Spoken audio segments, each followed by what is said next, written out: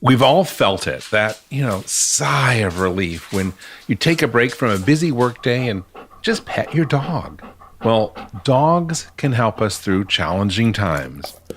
On this show, we've talked about the incredible senses of dogs. We've talked about how their noses might be superpowers. But today, we are going to take a look at another superpower. Their ability to help us heal. So ask yourself, what is it about dogs that make them such excellent therapists? Hello, I'm James Jacobson in Maui, Hawaii. And I'm Olivia Bradley in Seattle, Washington. Welcome to Dog Edition, where voices from around the world consider all things dog. Dogs and mental health, how they help us heal. So that's what we're talking about on today's episode of Dog Edition. If you love dogs as much as we do, pause what you're doing, leash up your pup, and let's go for a walk, because we've got a lot to talk about. Hey, Pepper, want to go for a walk? Well, in the spirit of the new year, we at Dog Podcast Network are trying new things, and Olivia is here joining us. She is part of this new process. She brought us a story in a format of a sound portrait, which you'll hear later on in the episode. But in the meantime, I have roped Olivia in to being my guest co-host for this episode. Olivia, let's first of all welcome you to Dog Edition. Thank you. I'm very excited to be here today. We are honored to have you, and I'm really excited to share your sound portrait with everyone. But let's first talk about today's topic, which is about dogs helping us feel better mentally. Yeah, this is a really interesting topic, and I've learned a lot about it recently. From my perspective, I think that it just comes down to a really intrinsic quality about dogs. They're very much in the present moment always. I think naturally when you touch a dog and you pet a dog, you're drawn into your body. When you say being in your body, what do you mean?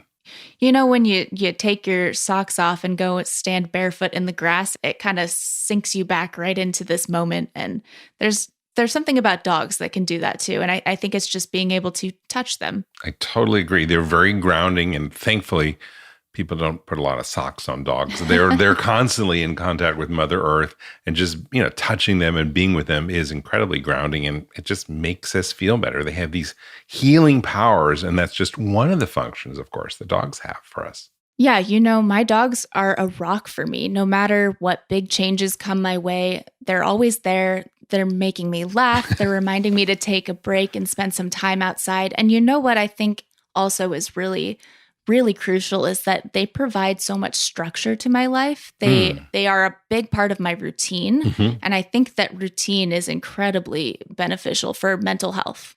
Working from home, it's like I've got a little more flexibility in my schedule, but nothing has changed for me because I get up at 7:30 to feed the dogs. They will tell you they need to go out. They want breakfast. Yeah, they keep us on schedule, which is just a nice thing about dogs, in addition to all the other benefits they provide for us. On today's episode, we're going to be hearing from some people with some pretty extraordinary dogs that have acted as therapists or healers or psychologists to make them feel better mentally. That's right, Jim. And just a quick content warning for sensitive listeners. This episode very briefly references violence and suicide. But don't worry, these stories are powerfully uplifting and sure to warm your heart. Indeed they will. So Olivia, where are we going first? We are heading over to Michigan to hear from Karen Storey, a teacher who founded the Brighton area school's pack of dogs. She's going to tell us about some incredible therapy dogs who were called to duty to help support a community in crisis. An alleged lone gunman, a 15-year-old student, is in custody at this hour. Police say he was armed with a semi-automatic handgun. Multiple agencies responding to the TikTok video showing what appeared to be students taking cover from the suspected shooter yesterday. Healing is important, but tonight was all about remembering and honoring the lives of the 4 students who are no longer here. We were contacted through one of the administrators in Oxford schools. They said, "Can you please help us?" Well, this week, many Oxford students are returning to other school buildings in the district for the first time since the November 30th shooting. But as our Sean Lay discovered, some new friends are roaming the halls and putting smiles on faces. We took all 15 of our dogs. You could see parents a little bit of sense of relief that they dropped their kid off and there were 15 dogs greeting those kids at the door, wagging their tail. How'd you feel about them going back? It was hard. You worry, can this happen again? When his kids got home that day, they loved the animals that are there for the students and they loved having them in the classroom. So they felt safe. They were happy. They came home happy. We were exhausted by the end of the day, but here's the thing. We saw kids smiling. We saw staff smiling. Kids were talking. They were engaging. The human and the canine bond is so amazing. It is something that us humans, even any counselor, any psychologist, it's just something we cannot do as humans. Kids will talk more, and even identifying emotions. There's so many layers to it.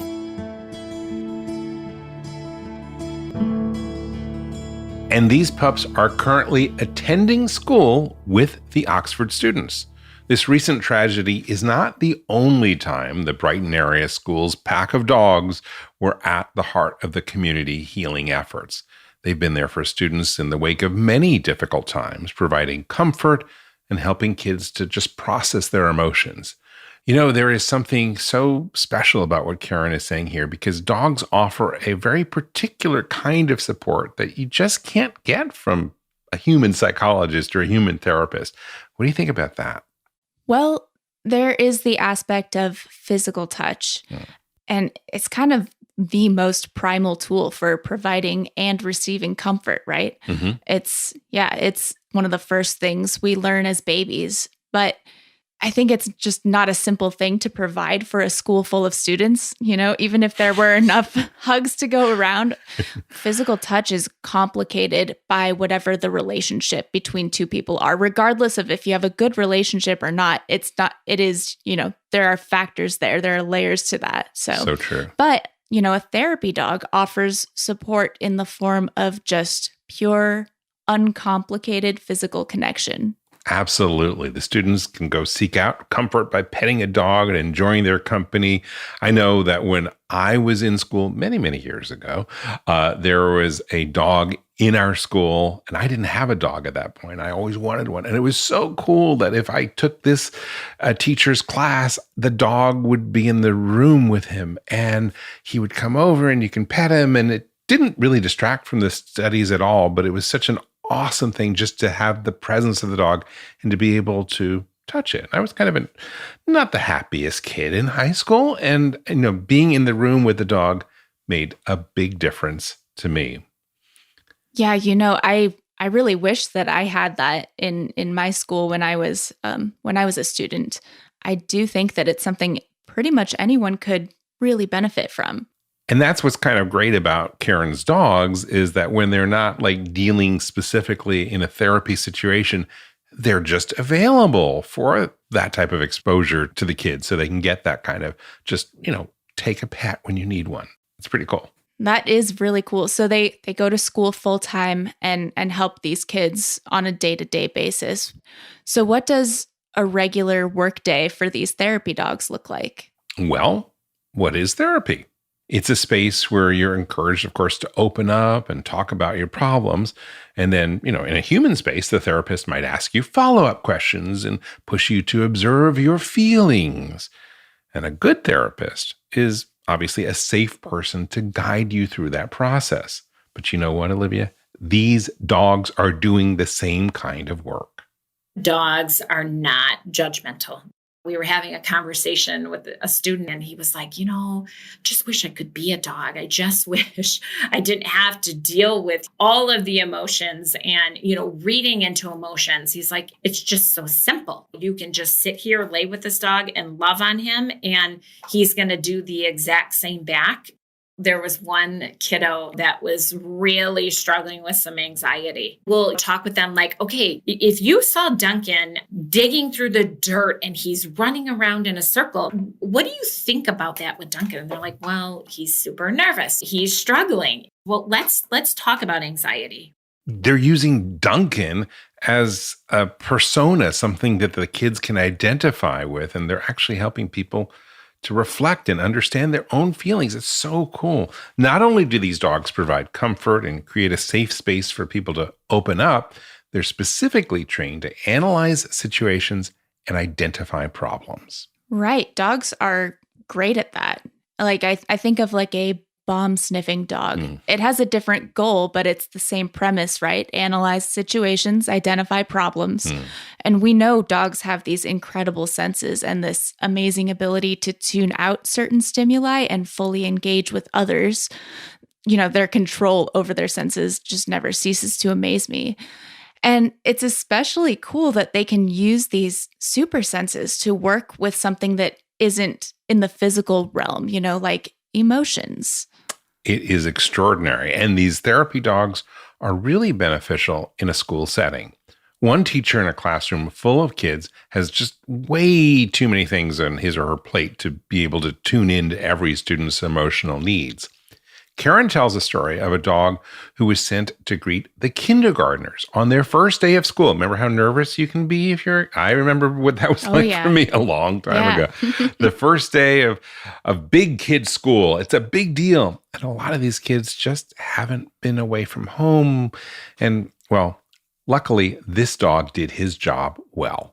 He walked right into that classroom and found this kiddo that was just struggling. Like he wanted to be at home with mom, and our dog sat right next to that kid and he wasn't budging. He was not going to move. That kid was able to pull it together, you know, was petting the dog and talking to the dog. And, you know, that kid was able to make the rest of the day without having to go home because he was struggling. That is pretty cool. The dog was able to figure out which is the kid that really needed the help, identified him, and was able to make the kid feel a little more comfortable being in school. I think they are really intuitive about that kind of thing. I know my dogs are in tune with me.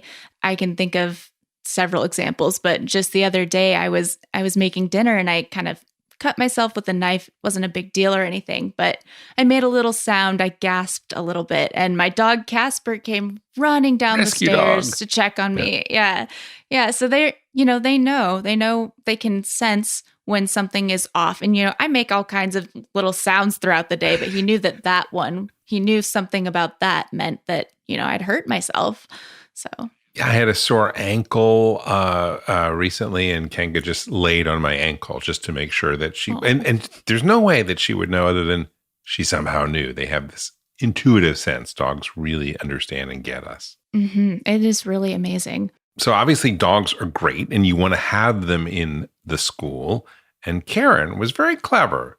12 years ago, she saw an opportunity to start this program to incorporate therapy dogs into her local school system. Now, how much money, Olivia, do you think that she spent to get all of these therapy dogs working in the school? Oh, gosh. I mean, there's the cost of the actual dog. So there's that. And then the cost of training. I mean, I think you're probably looking at several $1,000s, right? It can get pretty expensive, but you know what? Karen is a determined woman, and she took an innovative approach to fund it. She didn't just go out and buy a puppy and put it through therapy training school and bring it home with her. She actually got all of this funded by the community.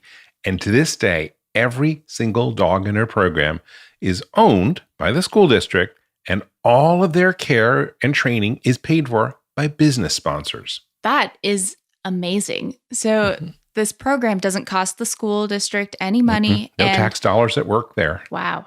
And it's clearly been successful in Karen's community. I mean, I think we need to be shouting it from the rooftops, like, we need more dogs in schools. We certainly do. And Karen would love to see other school districts adopt the same model. And of course, through the 12 years that her program has been running, they've seen a lot of dogs go through the program, and dogs don't live as long as human beings. And so some of them have crossed the rainbow bridge. She told us about a dog named Caesar.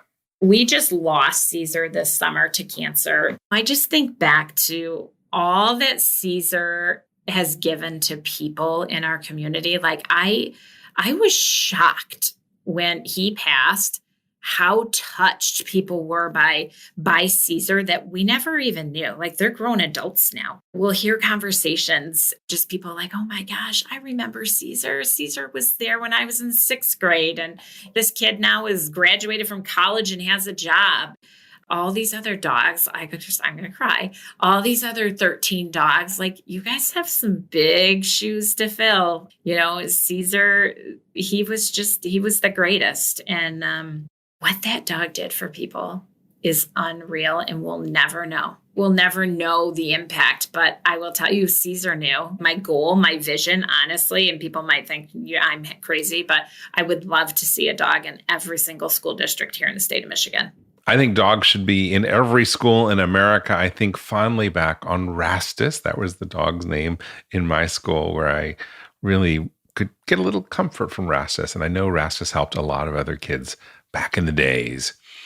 This is such an amazing story. And we're going to continue to follow here on DPN how dogs are helping us all heal, because this is a time when we around the world need a little extra healing, and dogs can provide it to us. We're going to take a break right now, but when we come back, we will jump into that sound portrait that I talked about earlier, and it illustrates a slightly different angle on that healing force that our dogs bring to our lives. We'll be right back. And now, a message from your dog. Oh, every day with you is like a day at the beach, and I want as many beach days as possible. Oh, I want to run. I want to sniff. Ooh, I want to find a good stick to carry. I want to roll in the grass. Oh, and warm my belly in the sun. Oh, I want to walk with you, run with you, sleep with you, eat with you. And when I eat with you, I want Everpup. The green, grassy beef liver smell wakes my senses. Oh, you may not realize this, but it tastes like homemade gravy. It infuses any food you give me with healthy life vibrancy. Oh, I can feel it. Everpup traveling to every cell in my body, nourishing each one. I'm so grateful to be your dog, and for the Everpup you give me. So now that you know what your dog wants, get Everpup, the ultimate dog supplement. Everpup is available in select pet shops and on Amazon. But to get the best price possible, join the Everpup Club at everpupclub.com, where you'll get your first jar for just $8 with free shipping anywhere in the U.S. Go to everpupclub.com and use the discount code DPN. That is everpupclub.com. Everpup, every day. Welcome back to Dog Edition. Hey, Jim. Yes. What would you say if I told you that dogs are mirrors? I would agree. I think they are mirrors. They reflect back some of our personalities. And you know what? They pick up things about us, just like mirrors kind of show everything. So yeah, I think you're right. Yeah. And I talked to somebody recently who has experienced this firsthand. He actually kind of wrote a whole book about it. This is that beautiful sound portrait that Olivia brought to us at Dog Edition. Let's take a listen. You're a dog lover. You know life is better with your best friend by your side. But have you ever stopped to think, maybe having dogs makes you better? I'm not talking about dog people as a superior demographic. No, I mean that maybe dogs are capable of helping us grow. I spoke with Ward Serrell, the award-winning writer and director of critically acclaimed documentary The Heart of the Game. He's made more than 90 short films, but Ward wasn't always the prolific artist he is today. Ward's new memoir, To Crack the World Open, Solitude, Alaska, and a Dog Named Woody, tells a human story of healing and self-discovery guided by canine companionship. Here's Ward. I was a three-piece suited accountant, a CPA, writing the elevators of skyscrapers in downtown Seattle and wondering, how did I get here? And one time in a meeting, when I heard one of the partners say this word, Alaska, and something in my soul just lit up. And so pretty soon there I was with my audit bags, riding the Alaska State Ferry and going up to these remote villages, Tlingit and Haida villages, and the gourmet air and water of Alaska just knocked me between the eyeballs and never let up. And I knew I had to figure out a way to stay up there. Sounds like a beautiful setting for a story. Could you tell me a little bit about your book? My book is an adventure-driven story of an exile from corporate America, me. It's a search for freedom. It's about an adventure in Alaska, and it's about dog as co-pilot into solitude to discover self.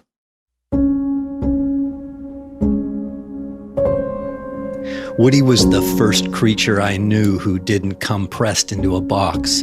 His body was built of interfitting furry triangles, triangle ears, triangle head, triangle nose, the triangles of his legs when he walked, all arrayed along a horizontal cylinder. Woody was a magnificent rolling wave of spontaneous canine geometry.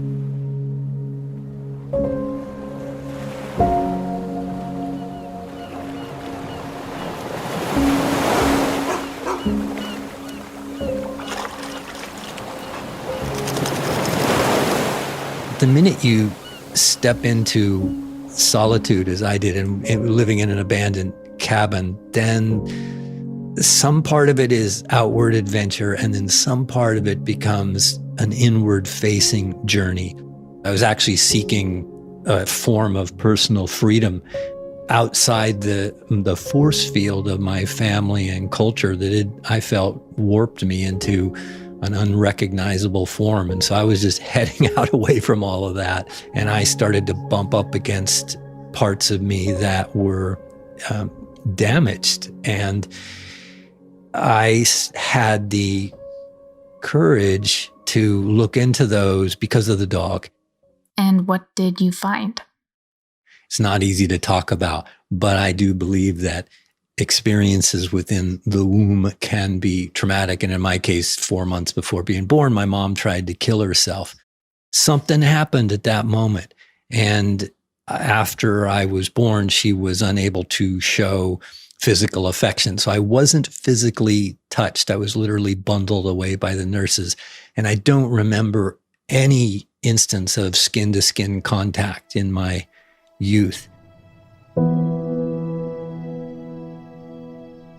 I grew up touch deprived to a level of unhealthiness that affected me my whole life. And I wasn't at all aware of the impact of those things in my early 20s when I ran off to Alaska. I just knew something was wrong, and I had to get away from everybody and everything to try to figure that out. And Woody gave me the courage to start exploring that. Here I was running away from culture and running away from society and alone in a cabin with a dog, and starting to come into terms with understanding that had happened to me and how it formed me. Being body to body with another creature really gave me a chance for my central nervous system really to regulate and realize, wow, this is touch. It's okay. And, it's a step away from human touch, reaching out for it and receiving it. And that was to come. But it began with Woody, this creature that really accepted me being able to sometimes just lie down with his body, somehow touching mine. That was revelatory to me. I was just like, I'd breathe with him. Dogs can reflect our tendencies, and so be a mirror for self-reflection where all healing begins. We can see ourselves in them, I believe. So what exactly did Woody show you in yourself? What was in your reflection? I had moments of anger, and I started to look into those moments of anger and find that was my dad. I started to be towards Woody as my dad was towards me, and I caught that. Could you say a little more about that? I was pursuing a personal, profound sense of freedom. And so I allowed him to be a free roaming dog, and we were out in country where that could be. Well, he started to come and go as he wished. He would stay out longer and longer, and I would sometimes, get angry about that, or he'd take off and I'd just, start seething. And I caught myself doing that once in a kind of an extreme way where I was about to hit him. I caught myself mid-strike and said, "Oh my God, look at me." And I felt my dad in the cabin at that moment.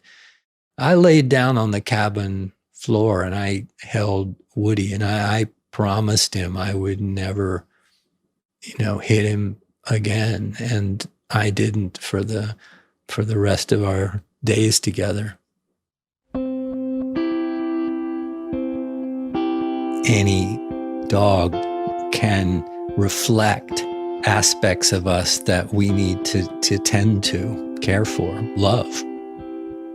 I think they reflect both conscious and unconscious parts of ourselves. And it's not a coincidence that a lot of dogs and owners look alike. It's not a coincidence that some of a human's neurotic tendencies appear in dogs. High-strung or tightly wired people often have dogs of same. So I think they also can reflect our potentialities. They are mirrors to patience. They're mirrors to acceptance. They're mirrors to readiness for what is, of being in the present, and for asking for what they want.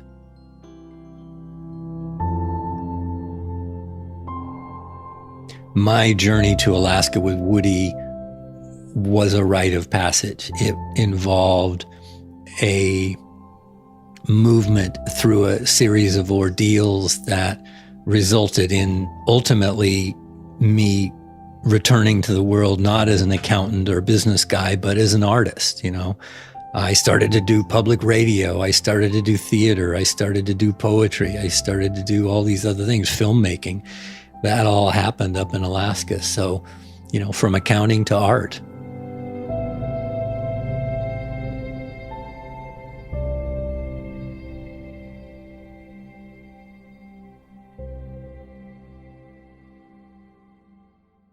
The spirit of Woody lives on in much of Ward's art. His podcast, Chew the Bone with Dr. Woody, is a show where troubled people and dogs write in seeking advice from Woody, the cosmic dog psychologist. That is so fitting. We asked a question at the beginning of today's episode: what makes dogs such great therapists? Well, what do we think? Have we answered that question, Olivia? I think if we break it down, there are a few things that come up in both of these stories. Yeah. And one is that they are a source for the most basic kind of comfort, that ability to touch a dog and share that physical connection with another being is more powerful than words can tell. Absolutely. Physical touch is certainly a big one. And then the other thing that I picked up from what we talked about today is dogs' ability to act as mirrors, to help us reflect on ourselves. They see us very clearly because they are right there, very much in the present moment, and they're not conflicted by all that complicated human stuff that makes us hard to sometimes understand ourselves. Yeah, their feelings are always just a pure and simple response to their immediate surroundings. Mm-hmm. And they aren't concerned with the factors that we people tend to get really hung up on, like, judgment and shame and anger. Those feelings are, they're valid, but sure, they can also muddy the waters and make it hard to see what's really going on with us, and they make it difficult to move forward. Absolutely. If we put ourselves in that dog space, or in Hound Lounge, which is a name that I came up with years ago when I wrote the book, How to Meditate with a Dog. If we can just put ourselves in that space, we are presented with the opportunity to just reflect and to grow and to be the best people we are.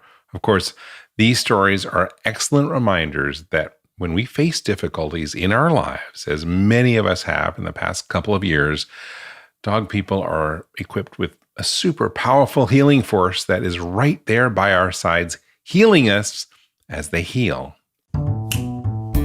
Well, that is it for today's episode of Dog Edition. Olivia, I want to thank you for joining us. Thank you so much for having me. We will hear more from you in the future. And thank you, most of all, for tuning in and spending a little bit of your dog walk with us. I want to encourage you to follow Dog Edition in your favorite podcast app, or on YouTube, or anywhere. But most importantly, please tell a friend or two about Dog Edition. It helps us grow this show and our network. Until next time, on behalf of all of us here at Dog Podcast Network, I want to wish you and your dog a very warm aloha.